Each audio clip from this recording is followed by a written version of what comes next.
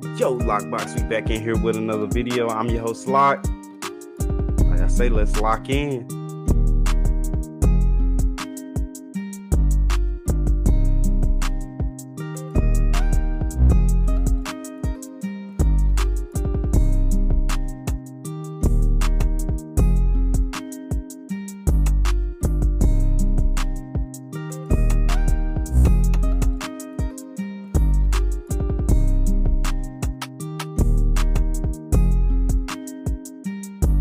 Yo, what's up, all NBA fans and Dallas Mavericks fans?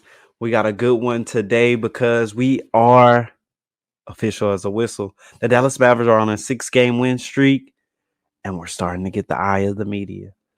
They're starting to talk about us. Why? We have already been great. We've been great. We just were injured. It's unfortunate the amount of injuries that have plagued the Dallas Mavericks this year, but they're healthy now. Except one, Dante Exum. But Dante Exum should be returning soon. But with the additions of pjwashington and daneilgafford and getting Lively back, we're officially a deep team. And that was a lot of dirt that was being thrown on the Dallas Mavericks name that kept us from being in the contention conversation. But that's not a problem no more because we got depth. We got PJ Washington, who is a plus 51.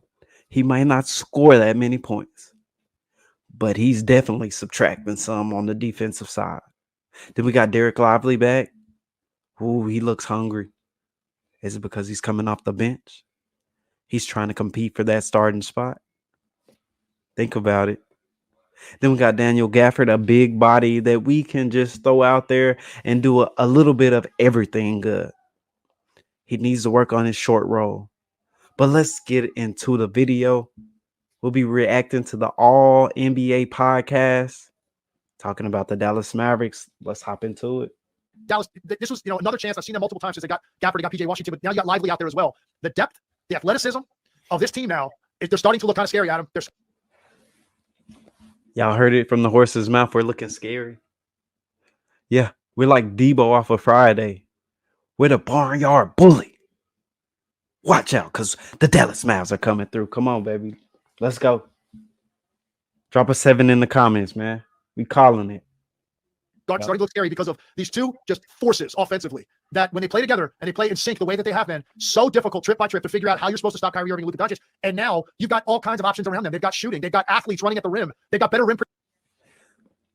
Number one, you can't stop Kyrie and Luka. Before Kyrie got hurt, we were still winning. And see, that's the thing. When Kyrie went down, so many people downplayed the amount of gravity that Kyrie Irving consumes. When Kyrie Irving got hurt, people forgot the amount of focus that teams have to put on Kyrie, even if he's in the corner or if he's not doing something. It's a lot of emphasis that goes on Kyrie Irving. So with him being out, they were able to hone in on Luka, and it was hard for anybody else to beat you. Dereck Lively went down. So if we would have had Dereck Lively in there as well, they probably would have still been winning those games. But with the addition of Kyrie Irving coming back, and with the new additions of PJ Washington, daneilgafford, it's hard for any team to compete because we're a deep team now. We got backups for our backups. And it's not a steep drop off.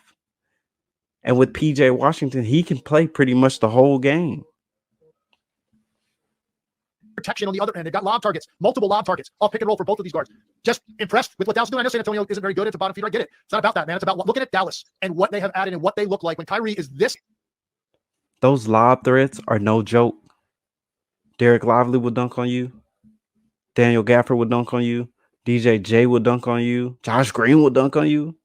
Everybody will dunk on you. Kyrie will dunk on you.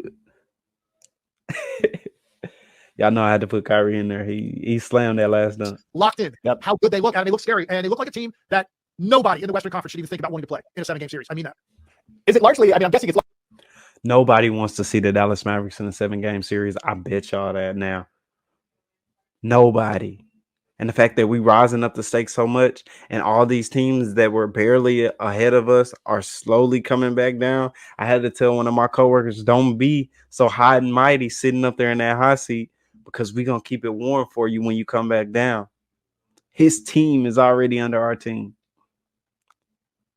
So by us staying humble, but at the same time, standing on business, the NBA is on notice. They talking about offensively, right? Because I keep thinking about this, like the Suns. You worry about them because, they're just going to put up points no matter what you do. The Clippers. But I look at the Mavs and I kind of go in there. I know I want to stay on this game for a little bit. But when you talk about stopping those three teams, Suns, Clippers, Mavs, I think the Mavs have an argument for they're just as hard, especially with Kyrie playing the way that he's playing right now, where he looks impossible to guard. Facts. And if you didn't know the stats for the Mavericks when they made under 15 3-pointers, it's not good. And the fact that the last game and the last few games, they've taken less than 15 or made less than 15 3-pointers, and they're dominating the paint. The identity of the team can change on a nightly basis. The Dallas Mavericks are no longer a live by the three, die by the three team, which is something that we've been wanting for forever. So all my Dallas Maverick fans, are y'all excited that we are no longer a live by the three, die by the three team? And we can get it out the mud. We can get it in the paint. We got some riders down there that know how to communicate on defense. We're switching almost everything now. Let's go. That's the thing about them right now, the depth and all the pieces they have. By the way, Doncic still to come back, so they still are adding another piece. But that's the thing when I look at them, I go, every combination you throw out there, I don't know how you stop it. I think you're right that it's tougher with them. And the reason is because these other teams, like you look at, let's take Phoenix, for example. These other teams, they don't have any defense. They just got the star players. We got the fixins. Yeah, I said it. We got the fixins. We got the turkey. We got the ham. We got the mashed potatoes, the macaroni and cheese, the potato salad, the cornbread, the gravy, the fried chicken. We got the whole accoutrement. That's why. Three great offensive players, right? Primarily going to hunt their own offense. Yep. Each of them separately. That's what they're going to do. Really what Luka Doncic does to you. Luka, Kyrie, even now Josh Green, Jaden Hardy, pjwashington, Gafford can create their own bucket. They can do something with it. They can put the ball on the floor and get to where they need to go. And Luka, big body, Luka Diesel, with his physical strength and the way he can manipulate the basketball against any sort of pressure, no matter what the personnel profile is in front of him. You want to put a small, quick guy on him or a big athletic guy or a really strong guy, it doesn't matter. He's so strong with the basketball that he controls. It's almost like a gravitational pull on the defense where you have to stay committed to that, like leaning toward helping against him, because he never looks like he's being pushed away to an area where it looks safe now, where you can kind of worry about your guy now more and about him less. You always have to stay sort of locked in on where he is, because he just controls you with his handle and his size. And then, he's always at any point he wants to, he can shoot a step back free and get it off against anybody. And it's a dangerous, lethal weapon. So his passing, his ball handling, control of the game is different than anybody Phoenix has. And that's why I said it's scary to think about having to guard that. And then, like I said, Kyrie, he goes to these stretches though. And it is frustrating for me from the standpoint. He's so good. It's frightening how good this guy is for a smaller guard and what he's able to do. But he looks so into it right now. And there's other times he doesn't. He doesn't look as into what he's doing. And then he'll just. Kyrie is locked in right now. Kyrie is on the Discord. He's telling the people, I don't like being injured. I like being out there. I don't like having to sit on the sideline while my team is not being able to be successful. Kyrieirving is that dude. And ever since he came back, he on a mission. He trying to help Luka get his first championship. Put some respect on his name.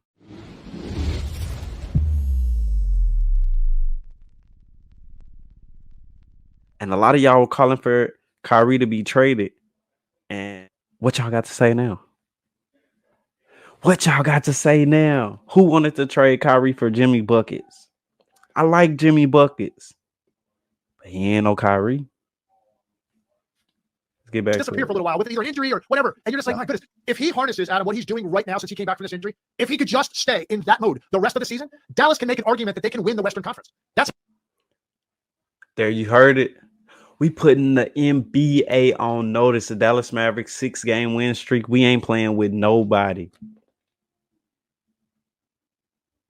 That's cap. Because sometimes we play with our food. We need to do a better job of that. We'll start out slow. We got to stop playing to our competition. If we're playing a team that's supposed to be better than us, we're going to have to play better. Either way it go, we can't play as our opponents play. We got to come in there focused with a great intensity. but we definitely have a shot to make it to the Western Conference Finals. That's how tough they're going to be to stop. And you saw it last night. And now that they've added even more guys, even PJ Washington didn't do much offensively last night. He's just so much quicker out on the perimeter, like defensively, in what he does. And he's just super smart. And he just didn't get involved in the game. It wasn't his night offensively. It's fine. He's going to have nights where he is. I'm gonna be honest. PJ has yet to have a night offensively, but we need defense. He wasn't last night. Didn't need it. The combination of Gafford and Lively in the middle. Now you never have a minute of the game where you don't have an elite level rim runner and a guy that's disruptive defensively on the other end of the floor with athletic ability. You know, it used to be, okay, you take Lively off the court, let's go to Kleba. Okay, different look there defensively. Yeah, because now we got Kleba at the 4. Then we got D-Live or Gafford at the 5. Now, I mentioned earlier in the video, Jason Kidd mentioned that he would be open to playing Gafford and Lively at the same time. So if he does, I would assume Dereck Lively will be shooting threes. We've all heard that he can shoot, but he has